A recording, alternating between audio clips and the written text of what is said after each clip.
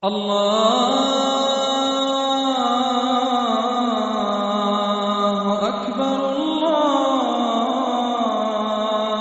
أكبر الله أكبر الله أكبر. الحمد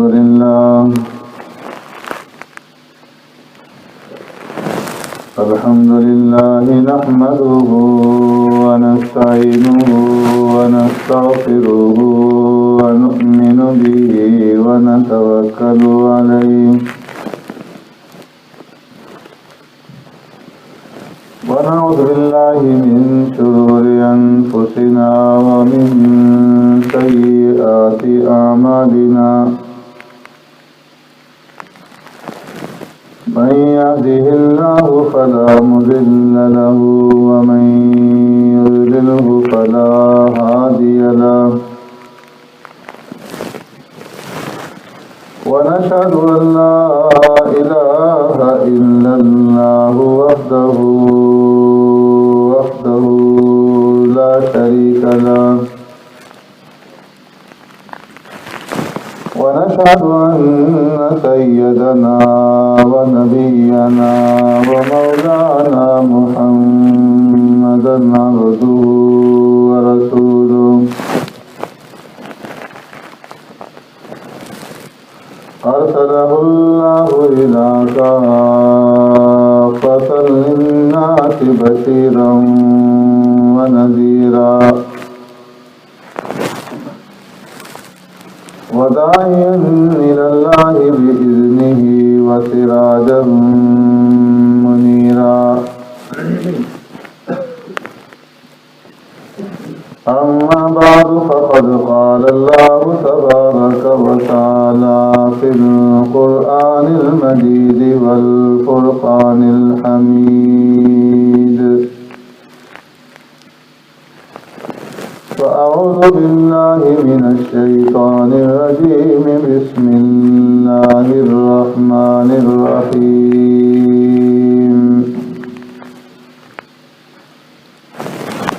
يا بني إسرائيل اذكروا نعمتي التي أنعمت عليكم وأوفوا بعهدي أوف بعهدكم وإياي فارهبون. وآمنوا بما أنزلت مصدقا لما معكم ولا تكونوا أول كافر به ولا تشتروا بآياتي ثمنا قليلا وإياي فاتقون. ولا تلبسوا الحق بالباطل وتكتموا الحق وأنتم تعلمون. صدق الله مولانا العظيم. يا رب صل وسلم دائما أبدا على حبيبك خير الخلق كلهم.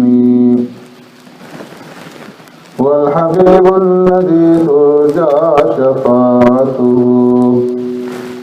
لكل هول من الأهوال مقتحم.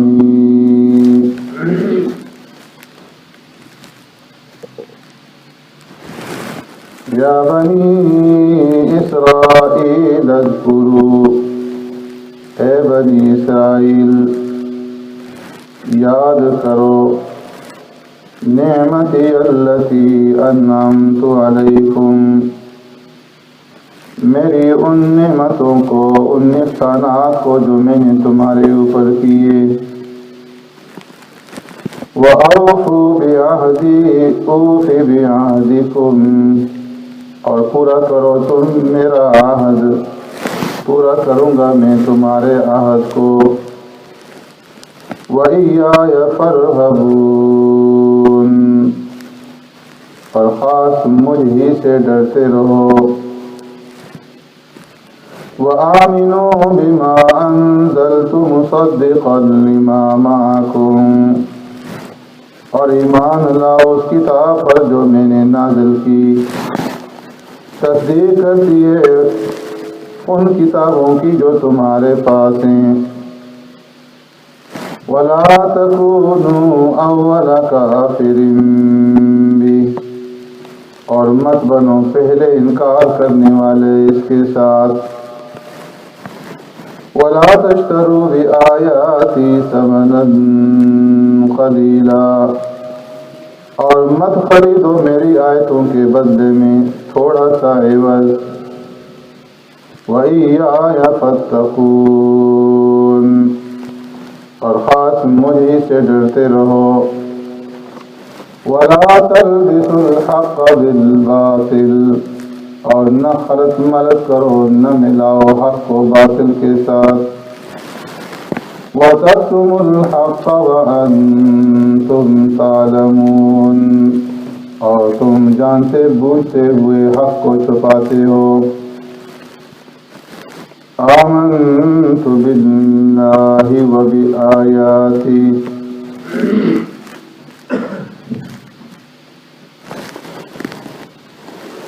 میرے محترم دوستو بزرگوں بھائیوں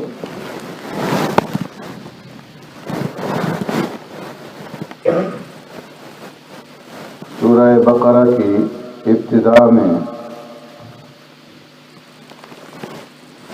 اللہ رب العزت نے قرآن کریم کا ساری انسانیت کے لیے باعث ہدایت ہونا بیان فرمایا اور پھر اس ہدایت سے فائدہ اٹھانے والے لوگوں کا ذکر کیا کہ جو متقین ہیں کہ اس ہدایت سے اگرچہ یہ عام ہے لیکن فائدہ وہ اٹھائیں گے کہ جو ایمان والے ہوں اور تقوی والے ہوں. پھر اس کے بعد اللہ نے متقین کی صفات کا ذکر کیا اور متقین کی صفات کے بعد پھر ایسے لوگوں کا ذکر ہوا کہ جو کھلم کھلا کافر تھے. پھر ان کے بعد منافقین کا ذکر ہوا اور پھر ان تینوں گروہوں کو خطاب کیا متقین پکے کافروں اور منافقین کو یا ایھا الناس وضو کے ذریعے سے کہ تم ایک رب کی عبادت کرو جس نے تمہیں پیدا کیا تم سے پہلوں کو پیدا کیا اور پھر اپنے انعامات گنوائے. اس کے بعد اعجاز قرآنی کا ذکر تھا اور اس کے اوپر ایمان لانے کا. پھر اس کے بعد اللہ نے وَإِذْ قَالَ رَبُّكَ لِلْمَلَائِكَةِ سے آدم علیہ السلام کی تخلیق کا واقعہ ذکر کیا اور اس طرح بنی آدم کے اوپر جو اللہ نے انعامات کیے انہیں اپنی نیابت اور خلافت عطا فرمائی اس نعمت کا ذکر ہوا اور اس کے ذریعے سے اللہ کی دعوت اللہ کی طرف دعوت دی گئی کہ اس کی عبادت کرو اور صحیح طریقے سے اس کے نائب اور اس کے خلیفہ بن کر کے زمین کے اندر اس کے احکامات کے اوپر خود بھی عمل کرو اپنے اوپر نافذ کرو اور جو تمہارے ماتحت ہیں ان کے اوپر بھی اللہ کے قانون کو اللہ کے احکامات کو شریعت کو نافذ کرو. اب اس سب کے بعد اللہ رب العزت یا بنی اسرائیل سے اہل کتاب کو خطاب فرما رہے ہیں اس لیے کہ جو کفار تھے، کھلے کافر یا منافقین، وہ دو طرح کے تھے۔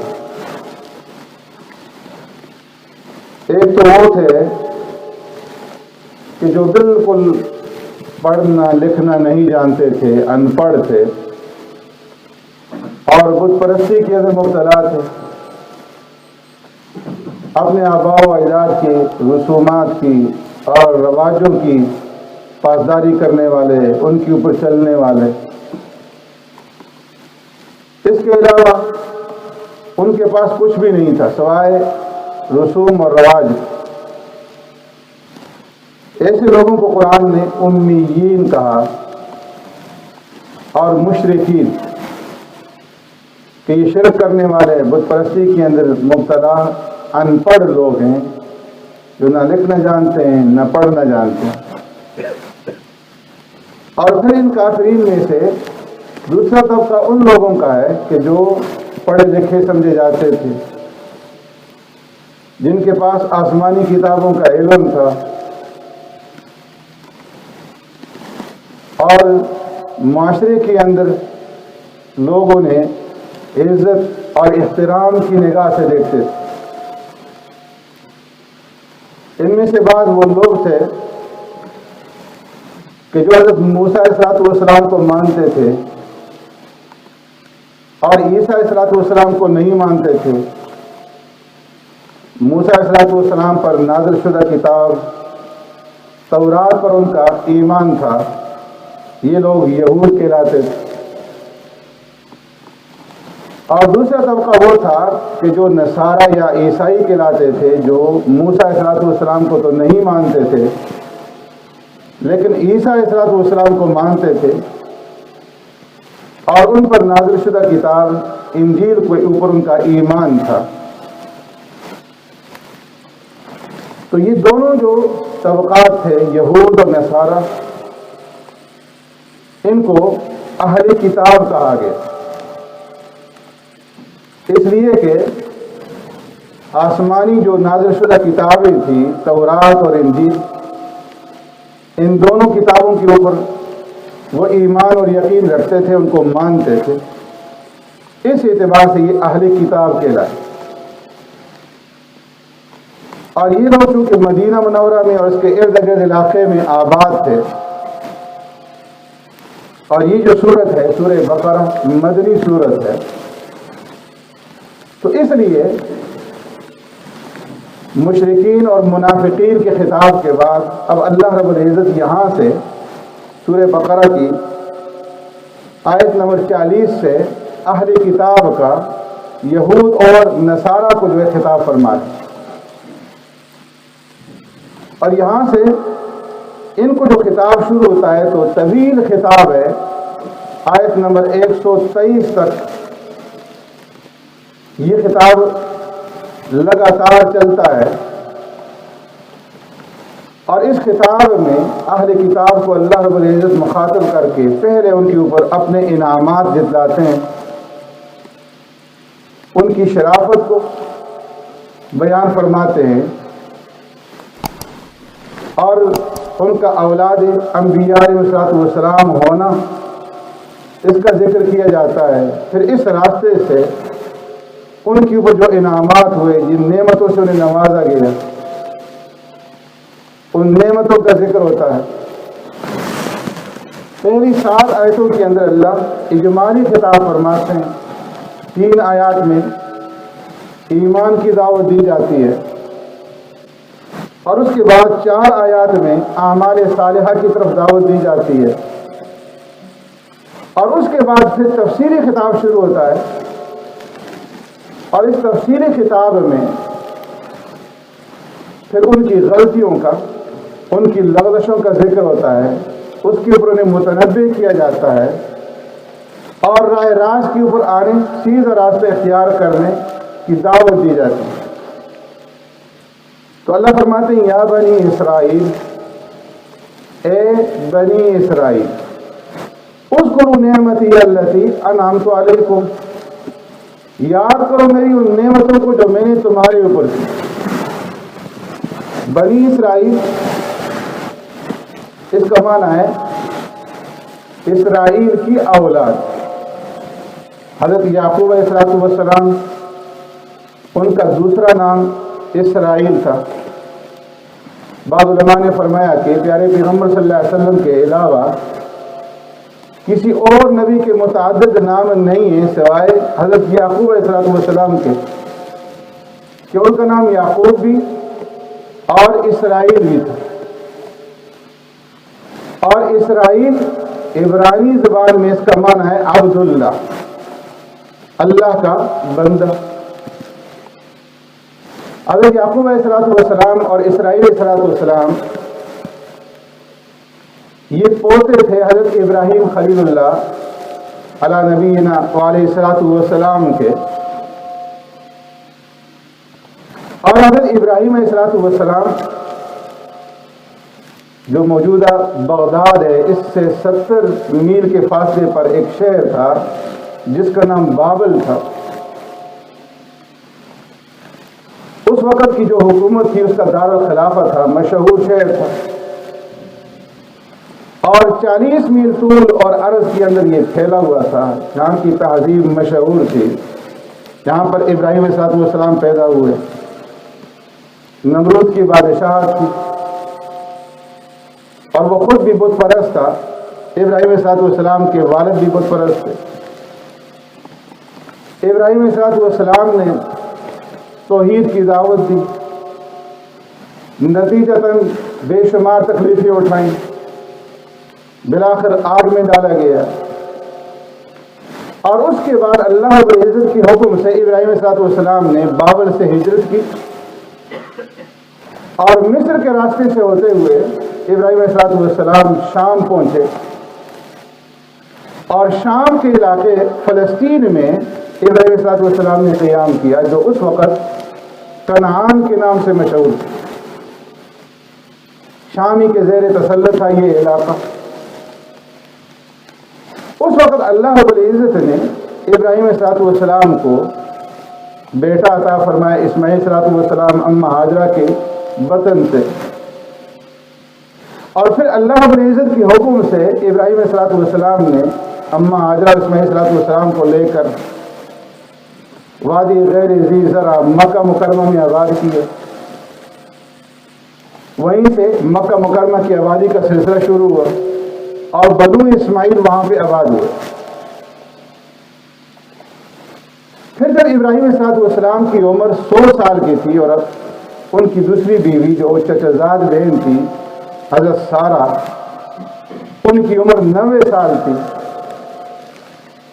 تو اللہ رب العزت نے ابراہیم علیہ السلام کو خوشخبری دی اسحاق علیہ السلام کی دوسرے بیٹے کی. بیوی ابھی تک بانج تھی. دونوں کو اس خبر کے اوپر تعجب ہوا. اللہ رب العزت نے اسحاق علیہ السلام اماں سارہ کے وطن سے عطا فرمائے اور ساتھ ہی خوشخبری دے دی وَمِن وَرَاءِ یعقوب، کہ اسحاق علیہ السلام کے بیٹے ہوں گے اور ان کا نام یعقوب ہو. اب ابراہیم علیہ السلام کنعان میں مقیم تھے، گاہے گاہے مکہ مکرمہ بھی آئے تھے اسماعیل علیہ السلام سے ملاقات کے لیے. 60 سال کی عمر میں اسحاق علیہ السلام کا نکاح ہوا ابراہیم علیہ السلام کی بھتیجے کی دختر کے ساتھ. اور پھر اس وقت اسحاق علیہ السلام کے 2 جڑواں بچے پیدا ہوئے. ایک کا نام عیسو یا عیس تھا اور دوسرے کا نام یعقوب رکھا گیا. عیس بڑا تھا، پہلے پیدا ہوا. یعقوب چھوٹے تھے، بعد میں پیدا ہوئے. تھے دونوں جڑواں. عیس شکاری تھا اور شکار کے ذریعے سے اپنے ماں باپ کی خدمت کرتا، اور یعقوب علیہ السلام اپنے گھر میں رہتے. ان کی ڈیوٹی یہ تھی، اسحاق علیہ السلام نے یہ ذمہ داری سونپی تھی کہ جب میں عبادت کے اندر مصروف ہوں تو دروازے کے اوپر کھڑے رہو اور کسی کو اندر آنے نہ دو تاکہ عبادت میں خلل نہ. فرمایا کہ ایک مرتبہ فرشتہ انسانی شکل میں آیا، اندر داخل ہونا چاہا، یعقوب علیہ السلام نے روکا، ان کے ساتھ الجھے۔ اسحاق علیہ السلام باہر آئے، دیکھا کہ فرشتے کے ساتھ الجھ رہے ہیں، تو اس وقت فرمایا کہ تم نے اپنی ڈیوٹی صحیح طریقے سے ادا کی۔ فرشتے نے پوچھا کہ ان کا نام کیا ہے؟ کہا یعقوب۔ تو انہوں نے کہا کہ ان کا نام اسرائیل، اور وہیں سے پھر یہ مشہور ہوئے اسرائیل کے ساتھ۔ تو اللہ رب العزت خطاب فرماتے ہیں یا بنی اسرائیل، اے اولاد یعقوب یا اے اولاد عبداللہ، اے اللہ کے بندے کی اولاد۔ یہیں سے پھر بنی اسرائیل کا آگے جو ہے وہ سلسلہ شروع ہوتا ہے۔ یعقوب علیہ السلام کی اولاد ہوتی ہے 12 بیٹے، اور ان میں سے حضرت یوسف علیہ السلام کا واقعہ پیش آتا ہے۔ غلام بن کر کے مصر پہنچے، اور مصر میں اقتدار پر فائز ہو جاتے ہیں، اور قحط کے نتیجے میں بھائی وہاں پہنچ جاتے ہیں، اور پھر پورا خاندان، پورا کنبہ جا کر کے وہیں مصر میں آباد ہو جاتا ہے۔ اور وہیں حضرت یوسف علیہ السلام کے انتقال کے بعد جب ان کا اقتدار نہیں رہتا، تو مقامی جو لوگ تھے، چونکہ یہ باہر سے گئے ہوئے تھے، انہیں شدید ترین غلامی کے اندر مبتلا کر دیتے ہیں، سخت ترین ان سے بگاڑے لیتے ہیں۔ 426 سال تک ان کا وہاں پہ قیام ہوا، اور ان 12 بھائیوں کی اولاد جو پھیلی تو 6 لاکھ نفوس سے متجاوز ہو، اور اس عرصے میں ان سے شدید ترین بگاڑے لی جانے لگی، یہاں تک کہ اللہ تبارک و تعالیٰ نے حضرت موسیٰ علیہ السلام کو مبعوث فرمایا۔ وہ نبی بن کر کے آئے، فرعون کے گھر میں پلے، اور پھر فرعون کو جس نے انا ربکم الاعلیٰ کا دعویٰ کیا تھا، ربوبیت کا دعویٰ کیا تھا، اس کو ایمان کی دعوت دی، اور اس سے یہ بھی کہا کہ بنی اسرائیل کو میرے ساتھ بھیج دو، لیکن انہوں نے نہیں مانا۔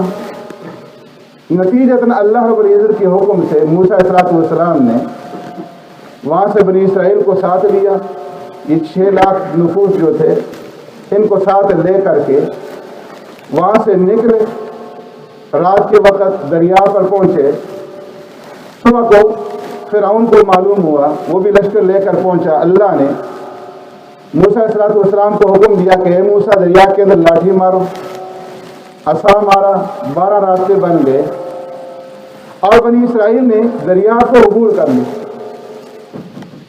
فرعون نے جب دیکھا تو اپنے لشکر کو بھی دریا کے اندر ڈال دیا، اور جب عین وسط میں پورا لشکر پہنچا تو اللہ رب العزت نے دریا کو ملنے کا حکم دے دیا، اور اس طرح فرعون اور اس کا پورا لشکر جو ہے اس دریا کے اندر غرق ہوا۔ اس وقت اس نے ڈوبتے ہوئے یہ کہا کہ اب میں بنی اسرائیل کے رب کے اوپر ایمان لاتا ہوں، وَأَنَا مِنَ الْمُسْلِمِينَ، اور میں مسلمانوں میں سے ہوں۔ تو اللہ رب العزت نے فرمایا الآن وَقَدْ عَصَيْتَ مِنْ قَبْلُ وَكُنْتَ مِنَ الْمُفْسِدِينَ، اب تجھے ایمان یاد آئے، پہلے تو نافرمانی کرتا رہا، فساد مچاتا رہا، اور اب جو ہے جب کہ توبہ کا دروازہ بند ہو چکا ہے اور موت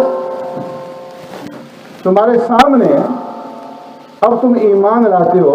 اس وقت کا ایمان جو ہے وہ کوئی نفع مند نہیں ہے۔